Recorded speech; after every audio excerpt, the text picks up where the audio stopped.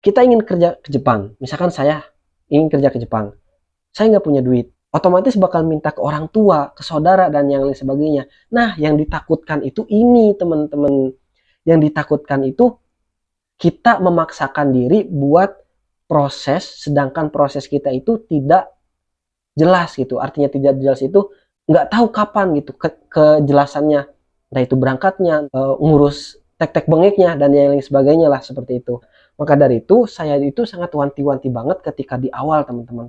Ketika saya ingin proses kerja ke Jepang, jadi saya itu memang tidak langsung ngejebrus ataupun tidak masuk langsung ke LPK, tapi saya itu persiapan dulu selama 1 tahun, yaitu kerja di Jepang.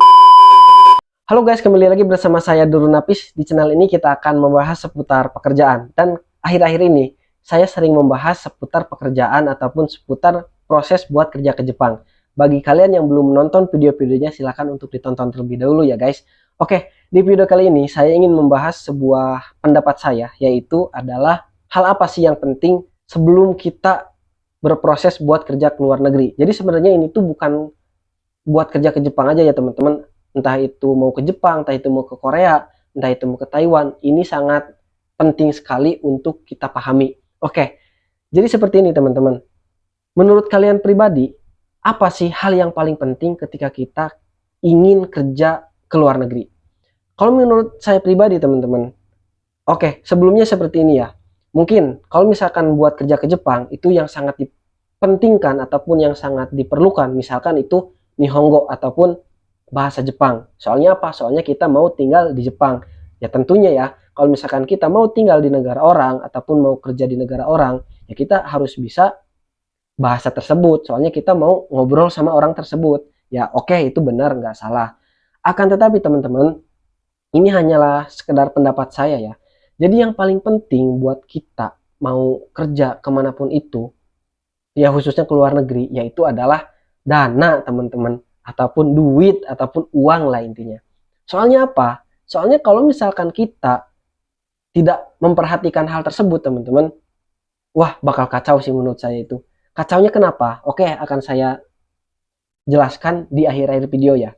Jadi gini, dana itu kan ada yang namanya dana talang ya biasanya teman-teman. Nah, dana talang ini tuh biasanya dijelasin nih ketika kita masuk LPK itu. Misalkan kalau misalkan kita nerima dana talang itu sebesar 100%, yaitu sekitar sekian puluh juta, entah itu 40 juta, entah itu 50 juta. Nah, si dana talang ini tuh bakal ada alokasinya teman-teman. Entah itu kalau misalkan ke Jepang nih, misalkan buat pembayaran JFT, buat pembayaran SSW, buat bayar itu, buat bayar ini misalkan, dan yang lain sebagainya. Nah, selain itu teman-teman, di samping itu kita itu bakal membutuhkan dana untuk kita pribadi teman-teman. Belum lagi kalau misalkan belajarnya itu dalam jangka waktu yang tidak sebentar, kayak 4 bulan, 5 bulan, bahkan ada yang 9 bulan gitu kan. 6 bulan sih biasanya. Nah, itu kan benar-benar membutuhkan dana kan. Nah, kenapa saya bahas dana? Jadi gini, ya bahas uang ya maksudnya. Kenapa harus diperhatikan? Ya ini mah kan tergantung orangnya ya. Kalau misalkan orangnya punya uang, nah, kenapa lu ikut campur misalkan kayak gitu. Jadi gini teman-teman, bukan saya ingin mengatakan ataupun ingin berpendapat yang sepele ya. Tapi gini, kalau misalkan kita asal-asalan gitu misalkan teman-teman, asal-asalan daftar aja, terus kayak misalkan kita itu dapat dana talang misalkan. Nah, dana talangnya itu kan gak kita terima nih duitnya itu, tapi dana talang itu buat bayar-bayar yang sehubungan dengan ini ya, yang sehubungan dengan persyaratan ya. Misalkan kalau ke Jepang itu kayak butuh SSW, butuh JFT dan yang sebagainya. Nah, itu bayarnya tuh buat itu. Ditakutkannya tuh gini teman-teman, kalau nih misalkan ya kita itu sudah ada rasa bosan. Nah, ini kalau misalkan kita setelah keluar ataupun setelah lama banget menunggu tapi tidak ada kabar, lalu kita nunggu misalkan dalam waktu beberapa lama kok nggak berangkat-berangkat ataupun nggak ada kepastian, mungkin kita itu akan ngerasa bosan. Nah, maksudnya apa? Dikala rasa bosan itu teman-teman, kita itu akan terjerat dengan dana talang tersebut, teman-teman. Kita itu tidak bisa lepas. Nah, maka dari itu, kalau misalkan menurut saya pribadi ya teman-teman, dana talang ini ataupun kalau bisa gitu ya, kalau bisa, jadi kita itu punya dana yang memang itu tuh dana dingin. Artinya dana dingin tuh kita bayar-bayar di awal, itu tuh memang harus dari duit kita. Soalnya gini, kalau misalkan kita itu tidak punya duit, pasti kita itu akan memberikan beban terhadap orang lain. Ngerti nggak? Maksudnya gini, kita ingin kerja ke Jepang. Misalkan saya ingin kerja ke Jepang. Saya nggak punya duit. Otomatis bakal minta ke orang tua, ke saudara, dan yang lain sebagainya. Nah, yang ditakutkan itu ini, teman-teman.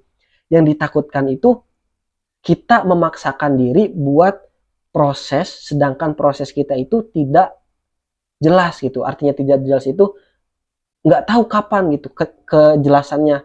Entah itu berangkatnya, entah itu ngurus tek-tek bengeknya, dan yang lain sebagainya lah seperti itu. Nah, maka dari itu saya itu sangat wanti-wanti banget ketika di awal. Ketika saya ingin proses kerja ke Jepang, jadi saya itu memang tidak langsung ngejebrus ataupun tidak masuk langsung ke LPK, tapi saya itu persiapan dulu selama 1 tahun, yaitu kerja di Indomaret, teman-teman.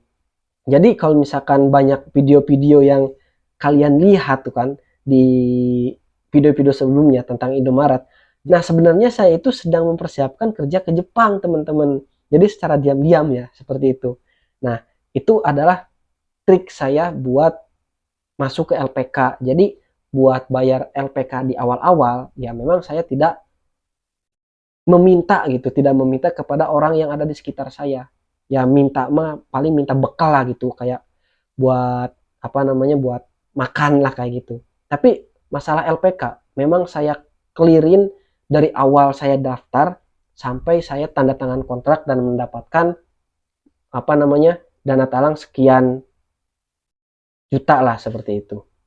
Nah, semoga video ini bermanfaat. Kalau misalkan paham ya syukur, kalau enggak ya gak apa-apa lah. Jadi video ini saya buat hanya sekedar ingin sharing aja gitu teman-teman, supaya kalian juga tidak memaksakan diri ketika ingin proses kerja ke luar negeri. Oke teman-teman, sekian dan terima kasih, semoga bermanfaat. Saya Dul Napis, ja matane.